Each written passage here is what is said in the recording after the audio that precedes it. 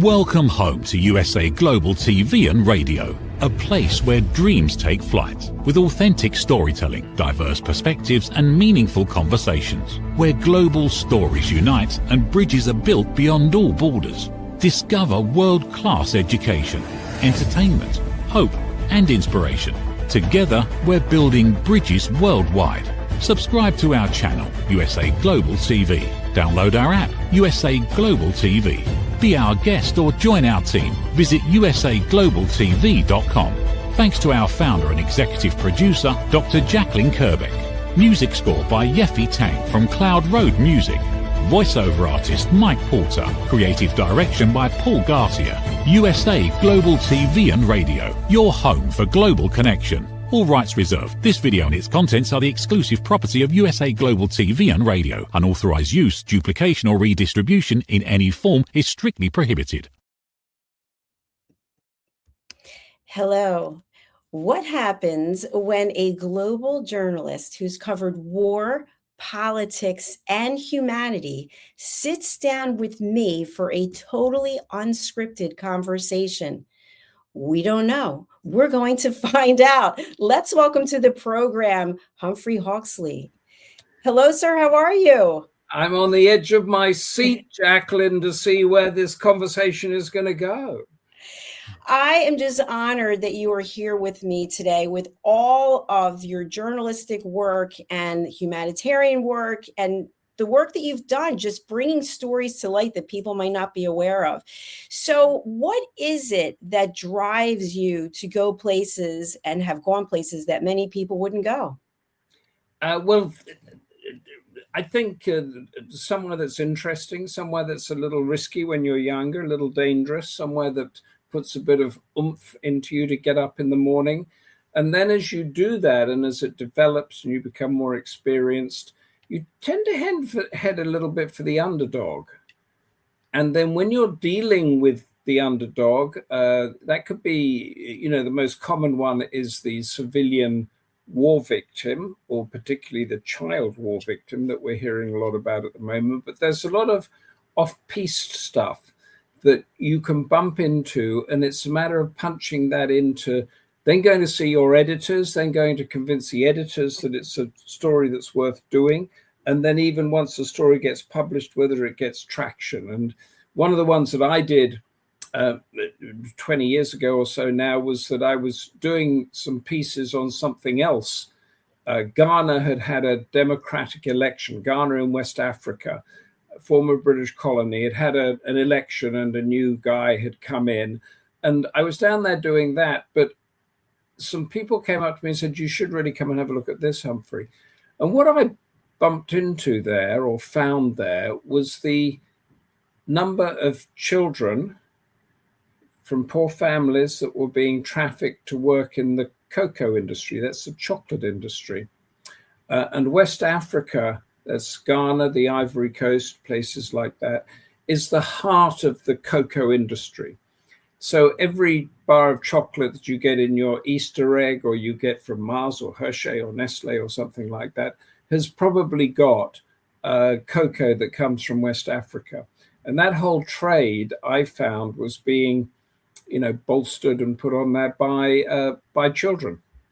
And some of the stories that we found there, some of the people we interviewed there, was that you'd be a kid, from the equivalent to a housing project or a very poor place that everybody can imagine. And somebody comes up to you and says, hey, do you want to go and learn to play football? You could become a footballer for your national team or for such and such a club. And the kid nods and says yes. And then the next thing he knows, he's in a car or a van or something, and he's tracked to what they call a cocoa plantation, which is basically scrubland with cocoa trees in the middle of, miles from anywhere, locked up, shackled, put to work. And I found this out, and it had been covered, but it hadn't really got any traction. And I went back, and I had an editor who was really good, who said, yeah, we really need to run with that.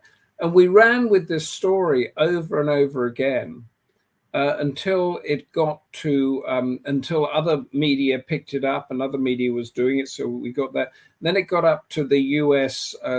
Congress, and there was a congressman and a senator that put together a bill to get rid of child slavery in the chocolate industry, particularly with American firms. And because of the media pressure and political pressure, the big companies all signed up to it, that by such and such a year, I think it was 2005 at that time, we're going back 25 years, they would end, the worst forms of child labor, I think the phrase was. And then they didn't do anything, and they delayed, and they didn't do anything. And I went back 2 or 3 times and found that these foundations that were being built, these big companies, they have their trusts and foundations with glossy brochures of building schools and hospitals and that sort of thing. None of it was there. The money was being siphoned off in the corruption and everything that was there.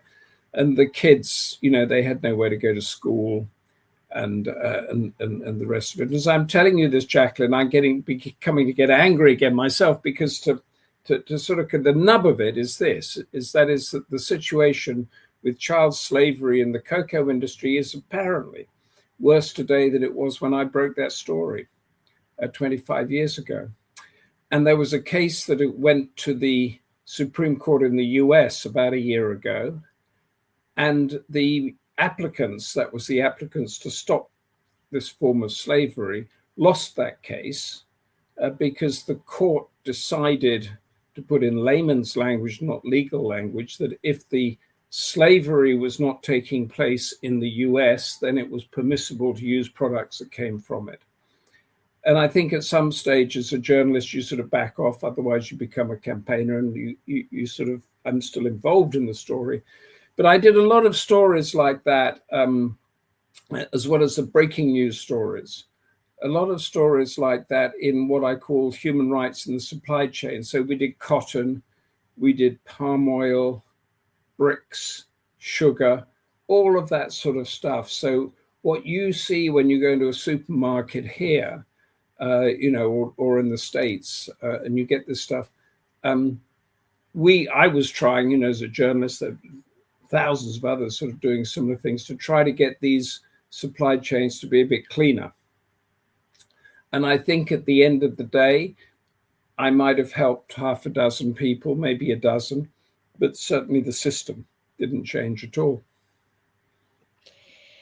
I really appreciate you sharing that. And of course, for folks who are just joining us, you've had decades of experience as a foreign correspondent for the BBC. You're also an author, and you've gone into areas like you were just mentioning where people don't actually want to acknowledge what's going on. And yet it affects so many of us across the world. But some people are happy putting their head down and saying, you know what, I'll purchase this product because of the fact that I like it, and I don't really want to know what it took to make it.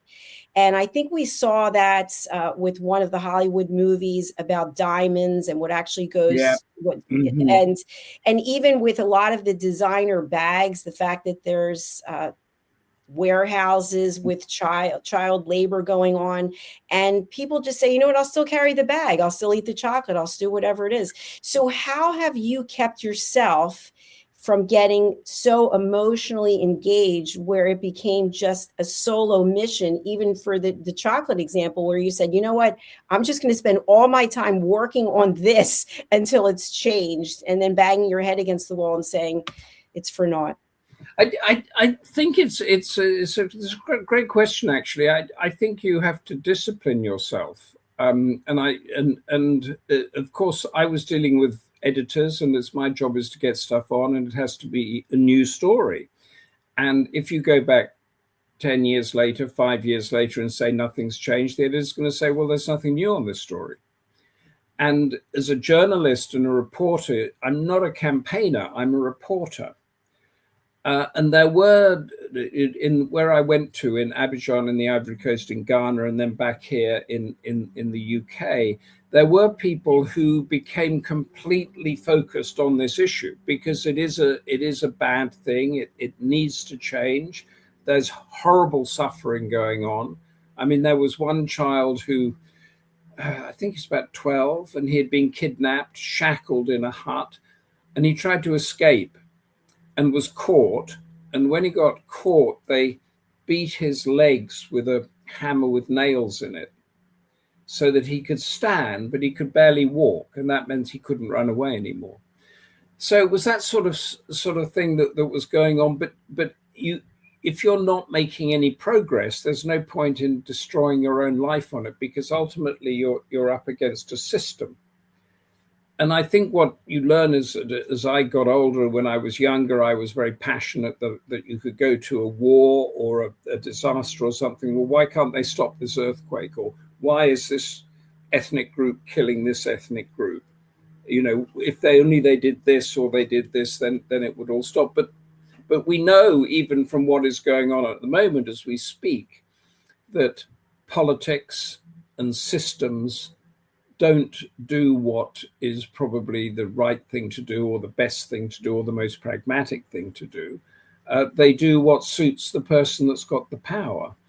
And in the case of the child slavery that I was talking about, the power lies with the confectionery companies, because they are worth billions and billions of dollars. They provide thousands and thousands of jobs in the UK, the US, North America, and everything like that. And because they're so wealthy, they've got a sway over the governments that are operating in the Ivory Coast or the Ghana or that. They've got a huge sway over those governments. So nothing's going to change.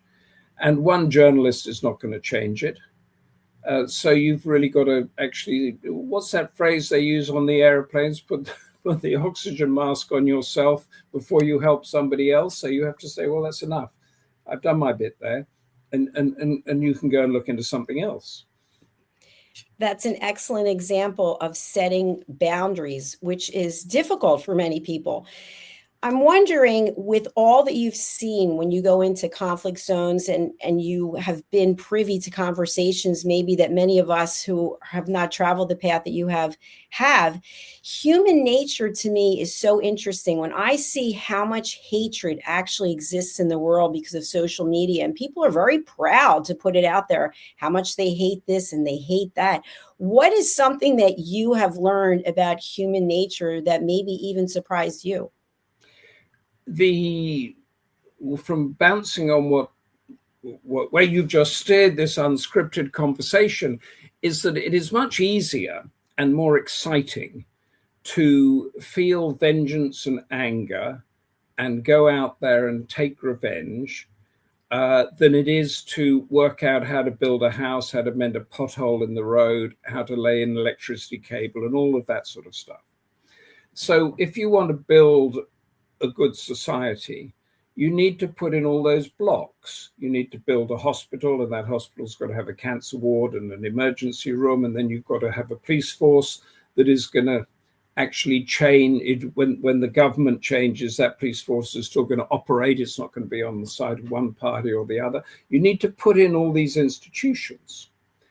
And what I've found is that whether it's in Iraq or whether it's in the Balkans or whether it's in any of these places where you've got an insurgency happening, is that it is much easier to focus completely on your anger and your resentment and the way you think the world has treated you unfairly, and put all your energy into that, than it is into those more mundane and boring things that I just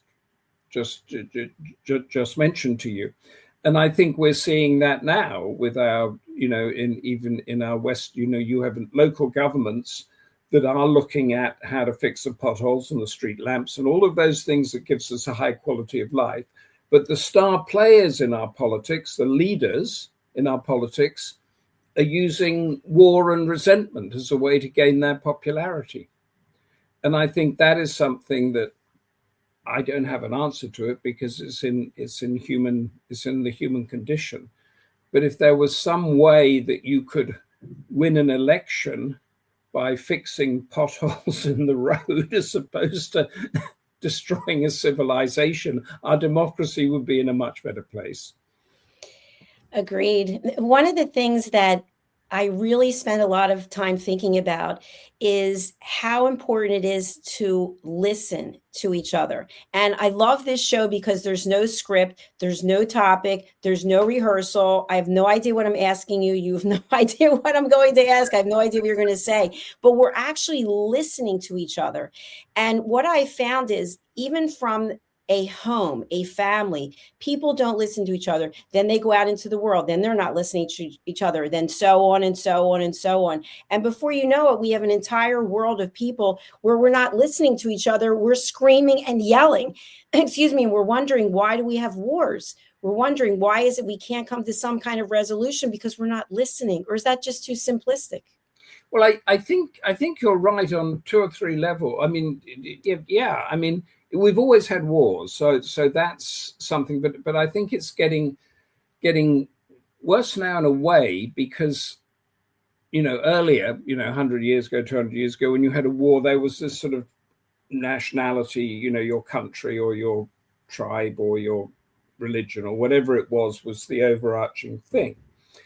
But now, as you say, with social media, actually nobody is listening. So they will look at something, and as long as it matches the anger that they want to get out, they will re-exit or they'll re-TikTok it or they'll share it or whatever they do. So it goes viral, and everybody shares that anger. And we've got it now. I think you've got it in the States with immigration in particularly. We had it 10 years ago when we had the referendum where we left the European Union. The politicians whipped up anger against Europe. Anger is being whipped up against, politically against Iran. And believe me, when the Iran thing settled, that same anger will be whipped up against China or Russia.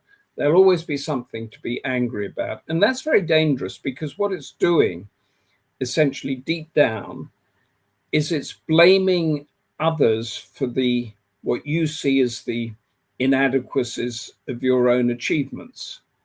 And what social media is doing is that when I wake up in the morning, I don't know about you, Jacalyn, I wake up in the morning and there's all my peers are saying, I'm privileged to have been given this honorary doctorate, or I've just given a speech to 10 million people, or I've just, and they've all on this huge sort of success thing. And I'm sitting there and saying, well, nothing's happened to me today. What's wrong with me? And if you imagine that you're a teenager, not having had the privilege of growing up in our non-social media world, your whole environment is going to be gauged by how many likes you have on TikTok or Instagram or something against those of your neighbors. And if you take into account on top of that, this whole thing, and I'm falling into the trap myself, is that you look at your phone and you see something for 10 seconds or 5 seconds, and then you move it on, and that brings some sort of satisfaction or fulfillment to you. You don't learn anything. You don't think about anything. It's not like sitting down with Tolstoy's War and Peace, is it? Or Charles Dickens' Tale for Two Cities that happened 100 or 200 years ago. You're concentrating for seconds as opposed to hours. And how can we then analyze and construct and plan? So I'm very not worried because, it's with the child slavery, it's not my responsibility. But how is the next generation going to grow up on this? And particularly if they can't listen, listening is, yes, you're right there. The listening is, they don't feel they need to listen to try to understand. What they feel is they need to hear something in order to react. Although they might have no knowledge at all or no nothing, they just need to get an opinion out there in order to give themselves some sort of relevancy. Am I being too downbeat on that? No, I think relevance is the key. And one of our viewers has just put the word in as ego. I think there's a lot of ego in there. But I also have noticed from when I was growing up, I'm now 63, to people who are in their 20s and 30s. When I was growing up, you earned something because you demonstrated the behavior. If you were on an athletic activity, you had to actually come in first, second, third. Then things sort of changed. I was in the loyalty business for a long time, and it's like, let's give everyone a trophy. Johnny, Susie, and Bobby, they all showed up today. Let's give them a trophy. So how does going from that mindset where you actually have to earn it to here's an honorary doctorate, congratulations for you for doing whatever, versus, and I'm just going to throw myself out there, I have a doctorate. It took 6 years, $125,000. And that's not an ego. That's actually something that I had to work on. So I'm not saying anything to anyone who has an honorary doctorate. What I'm saying is, how do we go from a mind shift where you actually have to do something, or because you're breathing and you showed up, you're going to get a trophy? I don't know. I think, and we've got a huge problem over here in the States, is that we have 1 million or 2 million people aged between 25 and 30 something that aren't working. They're on benefits. And they will go to their doctor and say they're suffering from anxiety, and the doctor will sign them off, and they go. I think a lot of it's a sort of thing from the pandemic, but I mean, I don't know what the, I think you need to have an element within you that gives you a sense of fulfillment, and you need to be doing something that you could fail at, show ratings or publishing sales.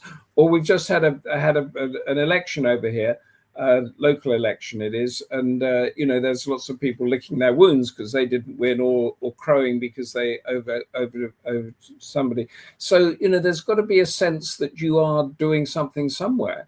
But I think there's now a growing sense that you're not, that you get your, what's the word for that, Jacalyn? Sense of fulfillment. You get your, chutzpah, whatever it is, that something that drives you, your momentum, your drive, your ambition, your aim, your id, I think it is, that makes a person a person. And there's a listlessness at the moment, I think, generally throughout Western society. If you go to Asia, there's a huge spring in the step everywhere, because they are, they don't have everything that we've got. So they know that if they work harder, they can get more. They can work the system. And here, I'm not sure what's happening. Do you see that? Do your viewers see that? I want someone to push back against me and say I'm wrong, and that that's not the case. But we're just examining what makes people tick, really, aren't we? I think we are. And I think one of the most important elements is about being happy, not being successful or being powerful, but actually what I think of as being happy in your own skin, that if you are alone sitting somewhere, you don't need external validation. You're actually content with whatever it is. And that doesn't mean that your life is perfect and you don't have challenges, but that you find a way to move forward and look at what you do have as opposed to what you don't have. And to me, that seems to be where a lot of the anger is coming from. Let's just look at the things that we see that are wrong instead of celebrating the things that are going well. What do you think? Yeah, I think it's, I think a lot of, I'm just going back, Gordon, you made me think back to the pandemic. And something came out of there where it was categorizing people as to being extrovert or introvert. And then there are all these categories in between it, because the introverts actually quite like it, sitting alone with a book or newspaper or some music or something. But then the extroverts need the human contact and need to go out and do that sort of thing. And I think I think there's a lot of stuff going on, is that when you have a community, and I'm doing some charity work now based on trying to build communities for less privileged children, so they don't fall into sort of fall into the justice gap, and get. But community is very important because it's that bridge between family and everything else. So the social media set that you're with, they can turn against you in a moment, and you can get lots of hate tweets or whatever, and you don't know them anyway. They're just in your silo, whatever that silo is. But a community will have, a dog and a horse and a goose and a grandmother and and an old man and the young kids and everything. And it's a sort of, it's a big family. And that's who you're with. You don't have to like them. You don't have to agree with them, but they are part of your life. And that's when you learn how to share and be kind and to hear views or things that you there'll be somebody who's more ambitious than you, somebody who's better at throwing a ball than you, somebody who can fish better than you, and then there's the bookworm, and there's all under one roof. And I suspect that with our sort of fixation on social media now, where everybody is meant to be part of the same silo group, which means that if you say something that's outside of that silo group, so I don't know, here, if you say, well, I think we should have more immigration, or, politically, you can get completely trashed, and then you feel abandoned by your family. Excellent. I agree with you. I've been trained as a peace ambassador. I've taken a number of courses in it. And one of the things that really stood out to me was how people don't actually fact check information. And so they see something, and it used to be tell a friend, tell a phone, tell a phone, tell a friend, whatever it was, where you would just gossip and tell people. And now the message is being sent out through social media, and people just forward, like, share, but they don't actually check to see if it's true. And what came up for me recently was I noticed I'm getting a lot of bird videos, cockatoo bird videos on my Instagram. And I thought, isn't this interesting? I don't know anything about birds, but the cockatoo's head goes up and it's dancing around. Well, it was all AI. I looked into it and I thought, is this actually true? Because it's making me laugh. It's funny, but it's not actually true. But people don't take the step to go forward and verify for themselves. And so you have covered world events, you have covered human conflict, and you've decided at some point you were going to actually put this into writing through your books. How did you make that decision? It was mainly, I think, through the restrictions of being a television and radio, which the BBC is, journalist, where you were limited on what you could say or how you could analyze, and also your opinion was you couldn't put an opinion forward at all. So I remember doing the first Iraq War. We're in a very repetitive stage now, and the sort of peers that I was with at the time, we all kind of knew that there were no weapons of mass destruction. And we knew that Saddam Hussein at that stage, because of the Islamic culture he lived in, couldn't tell his own people that there weren't, because that would make him look weaker or whatever. We didn't have any evidence, although the UN had as much evidence as it could get. But still, the war happened. And now it's sort of a repeat of that that's going on at the moment. And I thought, well, I really need to sort of use this knowledge to go somewhere else. So I started writing thrillers. And I did during that period, 20 years ago, I did 3 political military thrillers. And now I do, it's up on the screen, thank you. I do a thriller based on a BBC assignment that I had about 10 years ago on the US-Russian border. And there I created a character that came from an island there. Then that island was less than 3 miles from Russian territory. And it had 80 American citizens living on that island. And they were as tough and as wise and as vigilant as you could imagine anybody being. And for the first one that I did, I imagined a fleet of Russian helicopters coming over and taking that island. and taking the 80 people hostage and doing it under the pretenses that they needed medical treatment because they were being abandoned by their own government. And that became the first, that was called Man on Ice from the Reiko Zena series.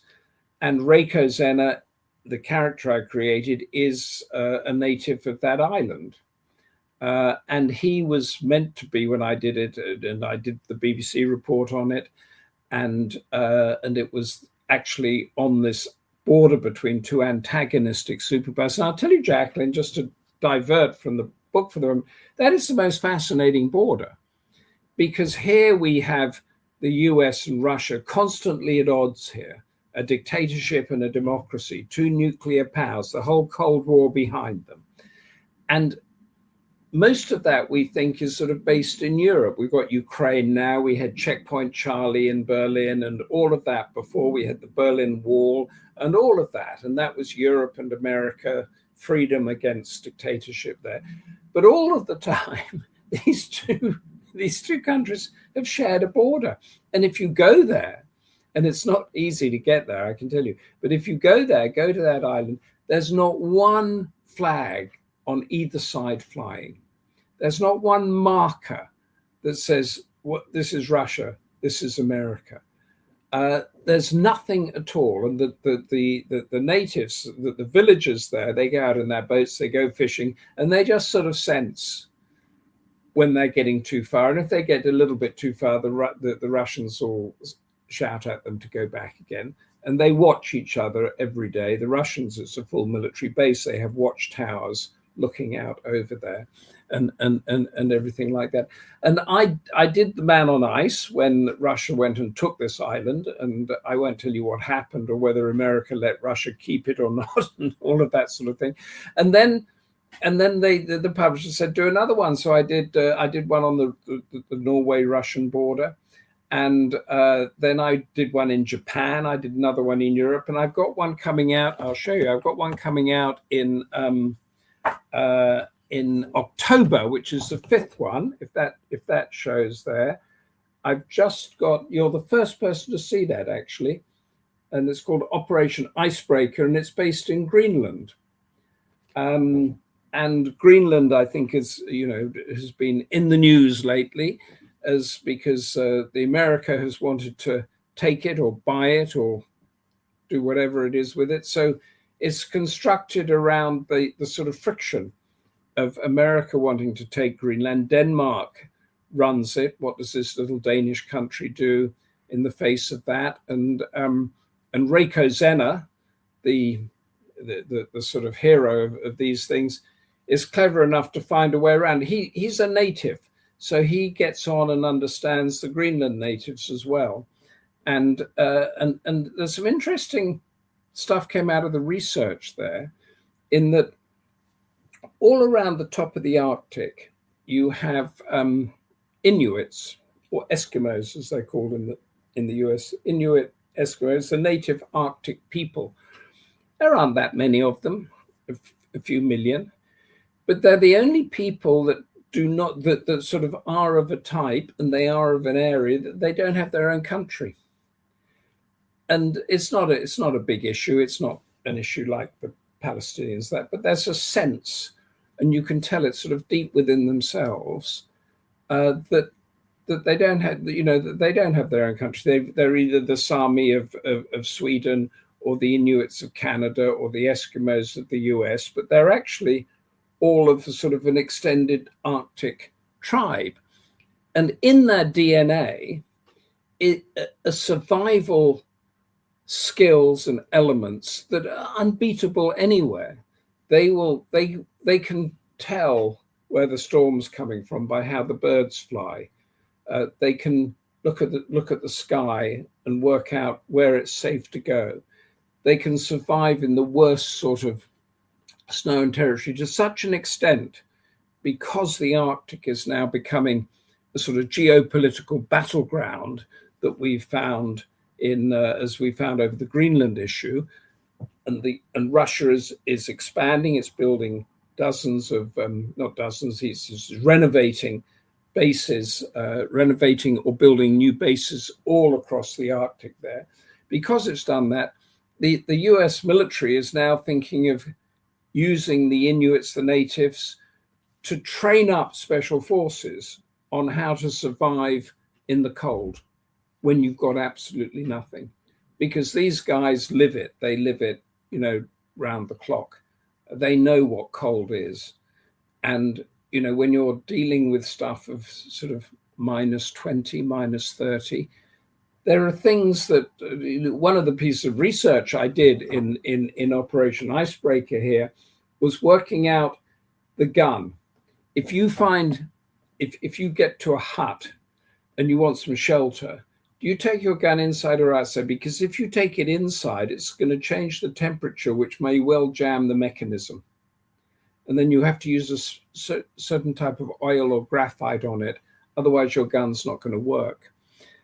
So there's all sorts of elements there that it was absolutely fascinating, including one that was told to me by a Greenland person.